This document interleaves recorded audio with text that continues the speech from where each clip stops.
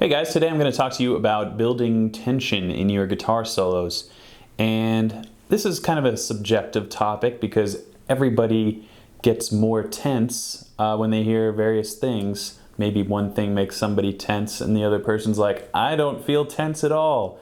So bear that in mind as we go through. I'm basically using my own barometer to measure the tension, but I think it'll be somewhere in the middle of what you consider to be tension. So first, to define really what tension is, you have to understand how to build a guitar solo. And trust me, I'm still learning how to build guitar solos that are effective. There's a big difference between creating something that is really powerful and moving and something that is just running through scales. So I think the best way to define a good guitar solo is something that has very, potent melodies that happen throughout. And of course, there's always room for the fast, alternate picking, sweep picking, etc. But I think the slower and more melodic playing is important to act as bridges, and really the memorable parts of solos, my favorite solos, are melodic ones and the ones that you can sing. So that's tip number one. You have to be able to build an effective solo in order to add tension to a solo, or else it's all just going to kind of sound like a jumbled mess. If you've never really delved into improvising and would like to learn about that, I have a course called Guitar Super System. It is linked in the description and you can check that out. And it goes over all the modes of the major scale, triads, arpeggios, various chords, and how to implement those into your guitar playing. So let's get into this lesson. Let's figure out exactly how to build tension in a solo. First, let's pick a key. How about the saddest of all keys, D minor?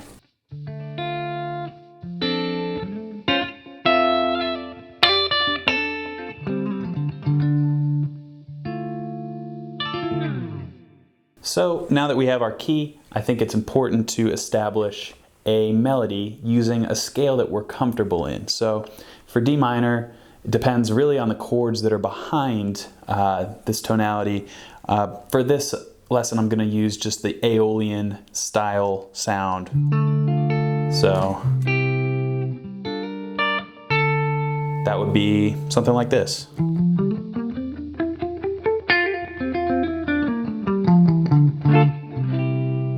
So if you're unfamiliar with modes, again, check out my course, Guitar Super System, linked in the description, and you'll learn. So now that I have my comfortability set in this Aeolian mode, I can choose a melody, and this is where we want to start. Start with a melody that's very simple.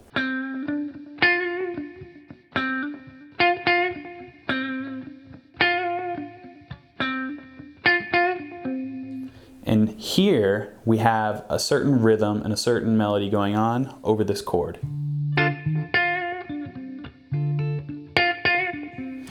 Now, there are many ways to implement tension. One of them is by using chromatic notes, or notes that don't exist within our chosen mode. So some of those notes weren't necessarily in our Aeolian mode, which is okay. The key to tension is the second half of this formula, which is release. Tension, release. So the tension is the outside notes, the notes that don't make sense theoretically in this key. So that would be a tension note. Release is coming back to something that feels good for the ear. So in order to find these notes, there's a couple ways you can go about it. The chromatic scale, of course, which, it's called the chromatic scale, but really it's not exactly a scale. It's just every note on the guitar neck. So I like to choose maybe like a diminished sound or maybe an augmented sound. There's really not a specific scale that is the go-to for tension. Really, tension is more about an attitude. It's about your ear. I really let my ear guide me, as opposed to saying, I'm gonna play the symmetrical diminished scale and find a place to put that. Really, it's just it should be like your speaking voice. This is why I'm emphasizing the fact that you should build guitar solos that have singable melodies, because it's easy to let the listener know when you have this consistency.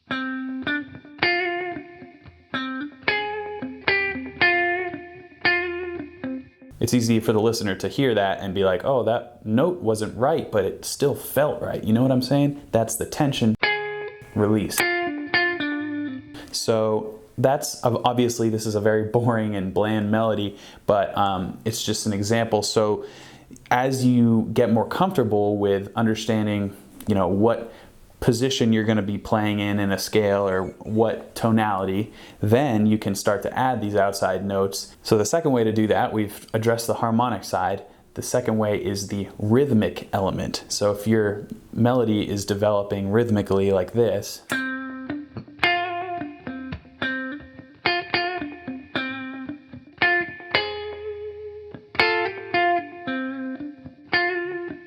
so as you can see, I had a kind of like a dotted eighth.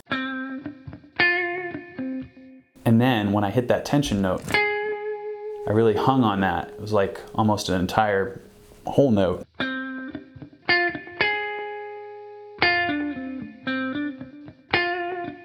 So again, very basic rhythms and examples that I'm using, but I think it's still, the message is still clear that I am in my tonality, and I am building that tension by not only leaving the tonality, but also leaving the rhythmic idea that I'm developing. So I think those two concepts paired together, the outside sound and the varied rhythm, are two foundational elements of building tension and releasing it. So if I have this D minor chord again, I can be in my tonality that's comfortable.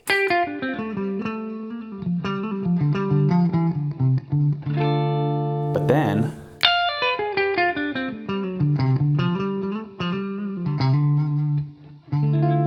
there was a lot of tension in there, but it was being released onto something that was comfortable. So that's something I don't know if I mentioned, but of course, you don't want to ever harp on these tense notes over, whatever chord it is, because if it's just tension without any release, then it just sounds wrong, in my opinion. So as you can see here,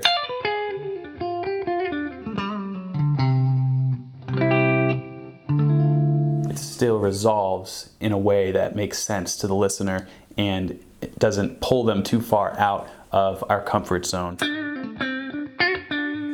So I think that is where I will go ahead and show you how I like to use tension and release in my own guitar playing. And I kind of like to think of this topic as Goldilocks and the Three Bears. So there is the cold porridge, which isn't necessarily bad, and there's the really hot porridge, which also isn't necessarily bad, but then there's the middle porridge, the just right porridge. So I'm going to start with just hardly any tension, which will be the low setting, and then I'll move into what I consider the perfect amount of tension. Again, this is subjective. Yours could be different than mine. And then I will be building up to the most amount of tension that I can pull off without sounding too crazy. So start low, get into the medium zone, the perfect zone of tension, and then get into the intense tension. Again, if this is something that interests you and you want to learn more about the modes that I use and how I approach improvising, then my course, Guitar Super System, might be what you're looking for. Just click on the link in the description. I would appreciate it. And I hope you guys enjoyed this one. I'll see you next time.